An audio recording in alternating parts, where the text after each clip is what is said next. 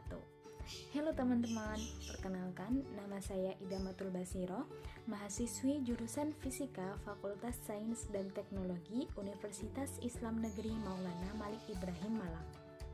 Di sini saya akan memaparkan mengenai profil usaha 1 sampai dengan 7 dan juga rencana usaha guna untuk memenuhi tugas akhir mata kuliah kewirausahaan oleh dosen pengampu Pak Agus Mulyono. Selamat menyaksikan.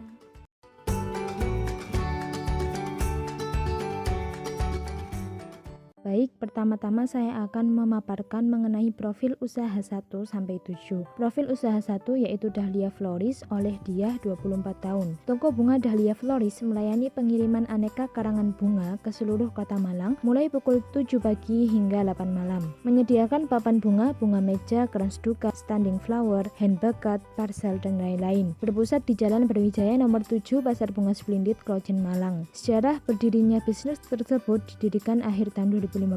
Kala itu Splendid terdapat 2 bedak toko bunga yang sangat laris pembeli. Lokasi toko bunga yang diketahui publik berada di Splendid sehingga hal tersebut membantu Dahlia Floris semakin dikenal masyarakat dan dituntut untuk memiliki ide-ide kreatif. Untuk keuntungan, pada event tertentu sangat ramai pembeli bahkan sampai restock 2 kali, mendapat keuntungan lebih banyak karena jasa yang dijual adalah nilai seni. Pemasukan mencapai 500 hingga 700 ribu setiap harinya. Untuk kendala, pada 2019 mulai bermunculan saingan-saingan baru. Bunga tidak mampu bertahan lama sehingga mudah layu dan saat layu maka bunga tersebut terpaksa untuk dibuang. Prospek kedepannya sang owner menginginkan untuk menciptakan ide-ide yang lebih kreatif dan memiliki pemasok bunga sendiri. Dan beliau juga ingin untuk mendirikan cabang toko bunga Dahlia Floris lain di tempat lain. Kemudian untuk profil usaha yang kedua yaitu Kos Umi oleh Muslika 49 tahun. Merupakan usaha jasa yang menyediakan penyewaan kamar kos putri muslimah, memiliki 10 unit kamar, 3 kamar mandi dan 2 dapur umum, terletak di Jalan Jayamulya nomor 40A Merjosari Loaru Kota Malang, termasuk strategis karena berdekatan dengan kampus Unisma, UIN, UB serta tempat perbelanjaan yaitu Mall Dinoyo City dan Pasar Dinoyo. Pada 1996 Muslika merantau dan menjadi mahasiswi IAIN Malang sehingga menyewa kos di dekat area tersebut. Orang tua owner melihat peluang dan terpikir untuk membangun rumah kos. Awalnya rumah kos didirikan untuk tempat tinggal owner dan saudaranya karena 4 dari 5 bersaudara sedang menempuh pendidikan di Kota Malang, khususnya IAIN dan Unisma. Hingga satu persatu lulus dan meninggalkan rumah kos sehingga owner diamanahi orang tuanya untuk menetap dan merawat rumah kos tersebut. Hingga sekarang kurang lebih sudah berjalan 25 tahun lamanya. Kemudian keuntungan dari bisnis yaitu investasi minim risiko dan biaya perawatan tergolong rendah, penghasilan jangka panjang, keuntungan modal tinggi dan didapatkan keuntungan lainnya. Untuk kendala, kontrol kos secara rutin, iuran kos telat dan adanya potensi rumah kos sepi. Untuk prospek kedepannya, owner ingin mendirikan rumah kos di dekat area kampus lain di Kota Malang. Untuk alasan ketertarikan, meski butuh modal besar tetapi pendapatan yang dihasilkan cukup besar dan berjangka panjang. Dapat dijadikan sebagai investasi untuk masa depan sehingga perlunya menabung untuk modal. Kemudian untuk profil usaha yang ketiga yaitu usaha tani jamur oleh Sumanto 35 tahun. Usaha tani jamur merupakan usaha sektor pertanian pada bidang pembibitan, budidaya dan pengolahan jamur tiram yang berlokasi di Desa Wonorejo, Poncokusumo, Kabupaten Malang. UTJ melibatkan beberapa tenaga kerja dan memanfaatkan sumber daya di sekitar tempat usaha. Untuk sejarah yaitu pada 2006 Sumanto mulai menggeluti jamur tiram dengan modal nekat. Kemudian Sumanto berguru pada Triyono yang diketahui telah sukses budidaya jamur di daerah Cianjur. Kemudian UTJ memiliki 15 unit kumbung dengan kapasitas pasokan sekitar 5-6 kintal jamur tiram segar per hari untuk suplai Kota Malang dan sekitarnya. Hingga saat ini kurang lebih UTJ sudah memproduksi 1000 hingga 2000 backlog per harinya. Kemudian keuntungan dari bisnis tersebut mencapai 30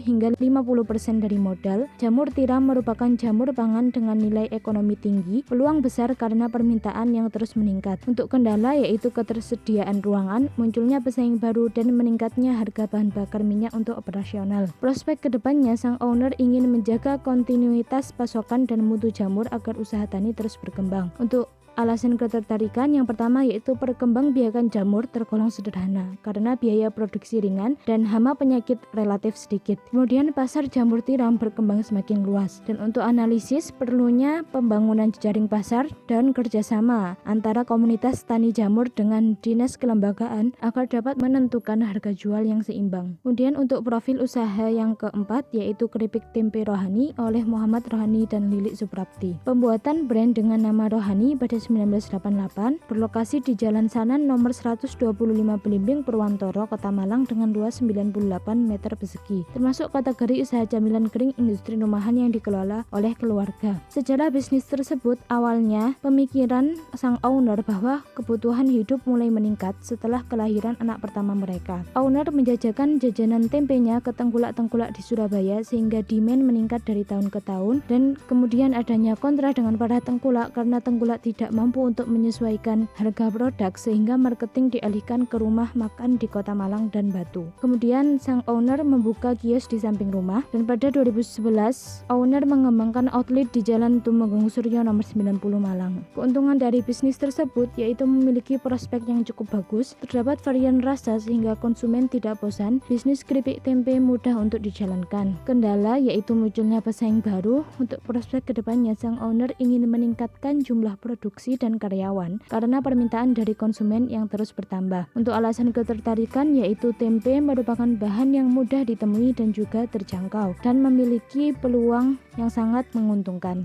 Untuk analisis, akibat banyaknya pesaing usaha sehingga jejaring dan kemitraan harus diperkuat dan perlunya peningkatan sarana dan prasarana. Dan untuk profil usaha yang kelima yaitu Dea Bakery oleh Mulyani Hadiwijaya. Dea Bakery bergerak di bidang kuliner aneka roti dan kue, memiliki 16 outlet yang tersebar di seluruh Indonesia serta sangat berkomitmen terhadap kualitas produk, berpusat di Kepanjen, Kabupaten Malang, dan produk diproduksi dan dipasarkan pada setiap outlet. Untuk sejarah, pada 2001 bermula dari hobi sang owner dengan membuka toko kue Dea di daerah Pasar Kepanjen, melakukan pelatihan cara membuat kue ke konsumen dengan cuma-cuma. Kemudian pada 2009 membuka Dea Bakery karena banyaknya permintaan dari konsumen. Keuntungan dari bisnis tersebut yaitu investasi yang diperlukan sedikit, meningkatnya demand pada event tertentu, pertumbuhan penduduk yang pesat di Malang Raya. Untuk kendala, mulai muncul pesaing baru dengan produk sejenis, duplikasi strategi promosi Dea Bakery oleh kompetitor lain, dan kejenuhan pasar karena banyaknya industri bakery. Kemudian untuk prospek kedepannya, sang owner ingin melakukan pengembangan pasar, meningkatkan kepuasan pelanggan, menjalin kerjasama dengan akademis, dan melakukan penguatan brand image Dea Bakery. Untuk alasan ketertarikan yaitu demand yang tinggi pada event tertentu dan tidak membutuhkan modal yang begitu besar. Kemudian untuk analisis, perlunya melakukan pengenalan karakteristik konsumen, mempertahankan pangsa pasar,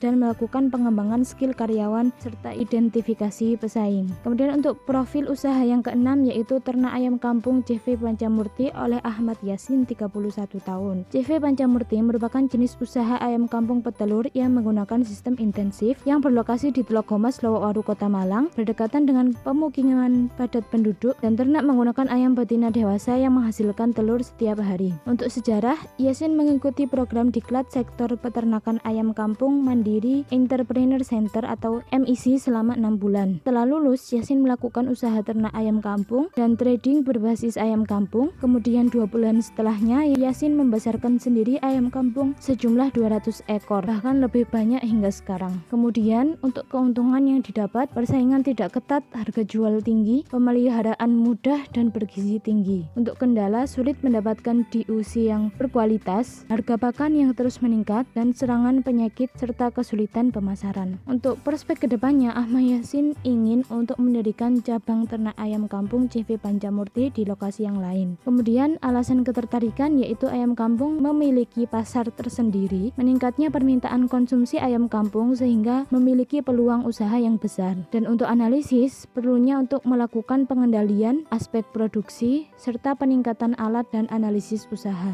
Dan untuk profil usaha yang ketujuh atau yang terakhir yaitu Bakso Kota Cakman oleh Haji Abdul Rahman Tukiman atau biasa dipanggil Cakman, berumur 60 tahun. Bakso Kota Cakman merupakan waralaba bakso terbesar di Indonesia yang berpusat di Jalan WR Supratman C1 Kafling 13-14 Kota Malang. Tempat tersebut juga digunakan untuk pelatihan proses pembuatan bakso kepada para pegawai magang. Membuka tawaran kemitraan atau franchise sejak 2006 Vietnam, memiliki 90 outlet tersebar di Bali, Batam, dan lainnya. Untuk sejarah, Cakman memulai usaha sebagai tukang bakso pikulan dan gerobak sehingga Cakman mempelajari seluk-beluk bakso. Kemudian pada 1984 membuka usaha sendiri dengan modal Rp77.000 dengan menyewa warung bakso dan menamakan baksonya sebagai Bakso Kota Cakman untuk mengenang perjalanan hidupnya. Untuk keuntungan dari bisnis tersebut memiliki resiko yang rendah karena reputasi brand name Bakso Kota Cakman yang sangat bagus serta penyesuaian harga jual yang cukup efektif. Untuk kendala, harga jual mahal dibandingkan dengan produk sejenis lainnya, tidak dapat dijangkau oleh kalangan menengah ke bawah, dan kurang berani melakukan inovasi. Untuk prospek kedepannya, Cakman ingin melakukan pengadaan program promosi dan mempertahankan kualitas. Untuk alasan ketertarikan yaitu merek dagang yang sudah dikenal bagus oleh masyarakat sehingga brand name dan brand equity semakin tinggi. Untuk analisis perlunya dilakukan continue, melakukan riset, memahami serta memantau perkembangan, membina hubungan kerjasama yang baik dengan pemasok dan melakukan survei atau ekspansi ke wilayah lain yang sedang berkembang. Kemudian mengenai rencana usaha, saya berencana untuk menjalankan suatu bisnis kuliner. Bisnis kuliner merupakan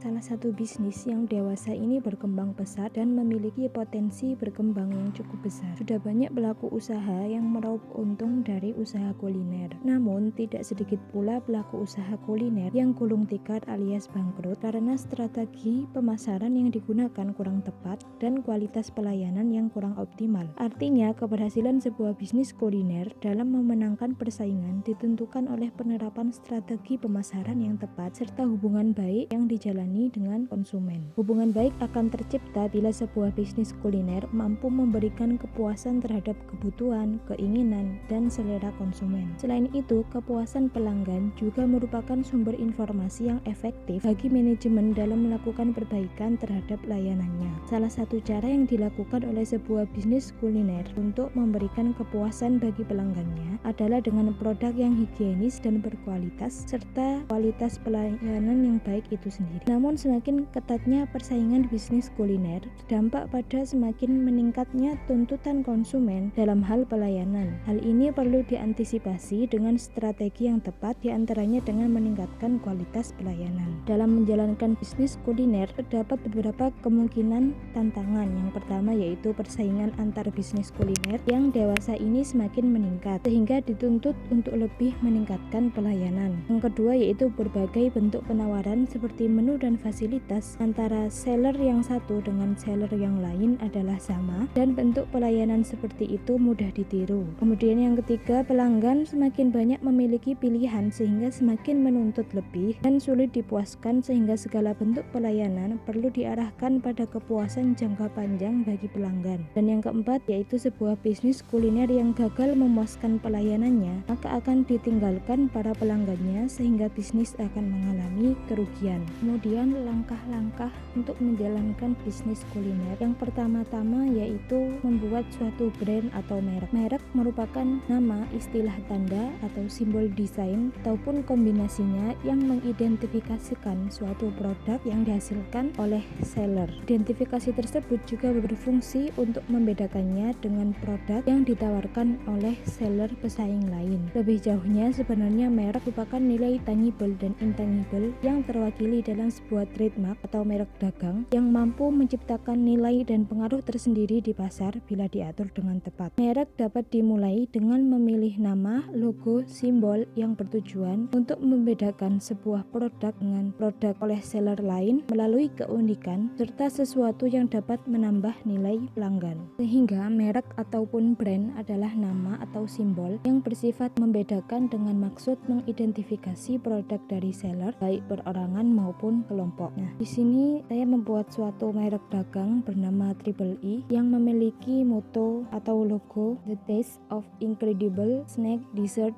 Food, and Drink. Kemudian untuk Triple E sendiri memiliki beberapa keunikan yang nantinya akan ditawarkan pada produk. Yang pertama yaitu priceless atau harga terjangkau karena produk yang ditawarkan dibanderol dengan harga mulai 8.000 hingga 20.000 rupiah. Kemudian yang kedua, kreasi varian rasa yang unik pada tiap-tiap menunya. Kemudian yang ketiga, tampilan menarik, dan yang keempat, diminati oleh berbagai kalangan. Nah, beberapa keunikan-keunikan tersebut membedakan suatu brand dengan brand lain, dan dengan begitu akan menambah nilai jual dari produk yang dimiliki oleh suatu brand. Untuk langkah selanjutnya yaitu penentuan produk. Usaha kuliner yang baik tidak selalu berpedoman pada besarnya keuntungan yang ingin diperoleh, tetapi juga harus memperhatikan bahwa setiap pembeli mempunyai selera, daya beli, dan menginginkan pelayanan yang memuaskan sehingga pembeli itu mau mengeluarkan uang untuk membayar hidangan atau membayar produk yang dibelinya. Nah, di sini saya akan merencanakan untuk menjual suatu produk. Yang pertama yaitu jajanan kekinian, yaitu cireng, di mana cireng sangat digemari di kalangan masyarakat di Indonesia. Cireng merupakan makanan ringan, memiliki rasa yang gurih dan tidak membosankan sehingga sangat populer di Indonesia. Nah, makanan ini memang sangat banyak disukai oleh berbagai kalangan dan cireng memang menjadi salah satu makanan yang lagi ngetren. Kepopuleran dari makanan ini pun juga bisa dijadikan sebuah peluang usaha yang menguntungkan. Peluang usaha cireng masih terbuka luas bagi siapapun yang ingin terjun di dalamnya, di mana menjalankan usaha cireng begitu mudah dan simpel. Jadi bagi siapapun yang ingin terjun dalam bisnis cireng. Kemudian untuk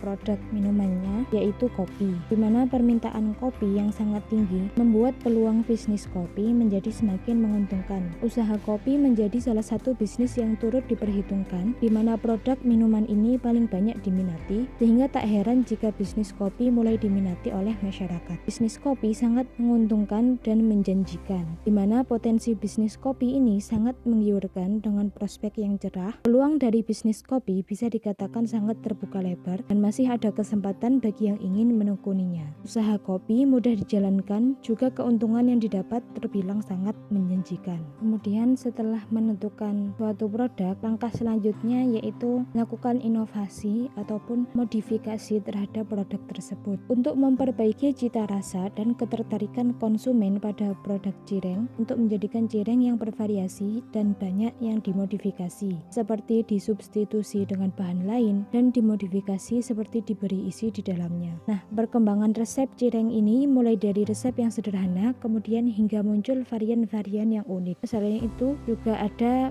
beberapa menu yang nantinya akan ditawarkan oleh Triple I ini. Di antaranya yaitu cireng salju bumbu rujak, sate cireng sambal kacang, cireng bayam, cireng opor, cireng tahu gejrot, cireng kuah cuko, cireng crispy, cireng isi oncom, cireng ebi pedas, dan juga cireng isi ayam mercon. Kemudian untuk inovasi dari produk kopi, di mana berbagai kreasi dari minuman kopi juga cukup hits di kalangan anak muda atau remaja. Ada yang disajikan panas dan ada pula yang disajikan dingin. Tambahan topping seperti keju, coklat bubuk, boba, dan ice cream juga turut menambah cita rasa dari kopi itu sendiri. Nah, untuk beberapa varian dari kopi, diantaranya yang akan ditawarkan oleh Triple I yaitu Sea Salt Cafe, Cafe Milk Boba, Vanilla Cafe Swirls, Avocado Cafe, Cheese Cafe, Mocha Cocoa, Cafe Latte, Coklat Cafe, Cold Brew Cafe, Caribbean Cafe. Selanjutnya untuk langkah setelah modifikasi produk yaitu sistem transaksi yang ditentukan. Di sini saya berencana untuk melaksanakan sistem pre-order atau delivery order, di mana customer order pesanan via DM Instagram pada tanggal tertentu, kemudian admin akan merespon balik dengan menyanggupi pesanan atau tidak. Nah, jika admin tidak menyanggupi, maka customer atau konsumen dapat membuat pesanan di tanggal ataupun jam lain maupun membatalkan pesanan tersebut. Jika admin menyanggupi, maka data pesanan akan direkap dan dicatat. Dokumen catatan order kemudian diarsipkan. Kemudian terjadi kesepakatan antara seller dan customer mengenai nego harga, pembayaran, dan teknis pengiriman order. Setelah sepakat, customer wajib melakukan pembayaran down payment sebagai tanda jadi. Tanda bukti down payment ditunjukkan kepada customer dan diarsipkan. Seller mengerjakan dan mengirimkan order pada tanggal dan tempat yang ditentukan, disertai bukti pengiriman order. Customer membayar sisa tagihan serta menerima produk dan bukti lunas, dan duplikat dari bukti lunas kemudian diarsipkan oleh seller sebagai data konsumen. Kemudian untuk langkah selanjutnya yaitu strategi marketing. Di sini saya berencana untuk menggunakan media sosial Instagram, di mana Instagram merupakan salah satu situs media sosial berbagi foto dan komentar yang bertujuan untuk bersosialisasi dan menyebarkan informasi. Langkah yang saya lakukan yaitu upload gambar produk beserta rincian harga, kemudian mengumpulkan testimoni-testimoni konsumen pada satu file arsip sorotan cerita. Nah, untuk strategi marketing itu sendiri, salah satu tahapan adalah penyampaian informasi produk maupun iklan. Pada tahap ini, sebuah produk ditampilkan dengan visualisasi menarik disertai dengan ilustrasi dan juga deskripsi produk seperti bahan baku, rasa, dan harga. Semakin menarik informasi yang ditampilkan akan memberikan kesempatan yang lebih besar untuk konsumen melanjutkan ke tahap selanjutnya, yaitu tahap pembelian atau transaksi. Deskripsi suatu produk pada media online, yaitu di sini Instagram, berpengaruh pada kesadaran dari pengunjung Instagram. Kesadaran pengunjung dapat dibangun dengan menampilkan deskripsi, yaitu sesuai fakta, jujur dan objektif, singkat, jelas, padat dan mudah dipahami, tidak mengandung ungkapan menyinggung pihak lain, dan menggunakan kata-kata sopan dan menarik. Nah, bagian-bagian yang harus ada dalam suatu produk makanan yang akan ditampilkan secara online adalah nama produk, bahan pembuat produk dan rasa, serta harga produk. Selain penggunaan deskripsi yang menarik, tampilan produk secara visual maupun gambar juga menentukan keberhasilan pemasaran suatu produk secara online. Selain melalui media Instagram, nantinya saya berencana juga akan melakukan promosi dan marketing dengan cara yang sama melalui Facebook, serta dilakukan pendaftaran produk pada Google Business, GoFood, dan juga GrabFood. Setelah melakukan marketing, diharapkan beberapa aspek berikut dapat terpenuhi. Yang pertama yaitu aspek afeksi, yaitu konsumen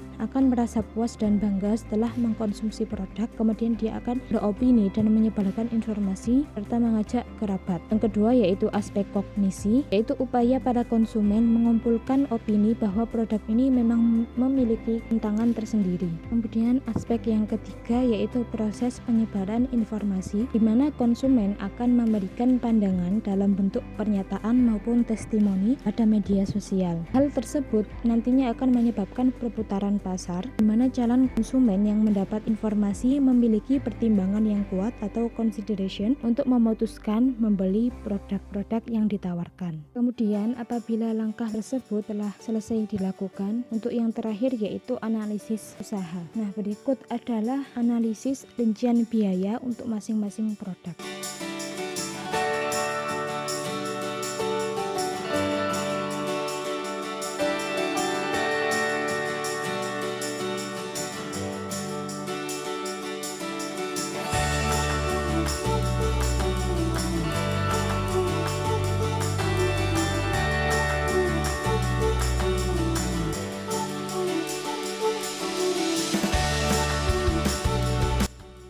Teman-teman, sekilas pemaparan yang dapat saya sampaikan. Terima kasih atas perhatiannya. Kurang lebihnya mohon maaf, saya pamit undur diri. Wassalamualaikum warahmatullahi wabarakatuh.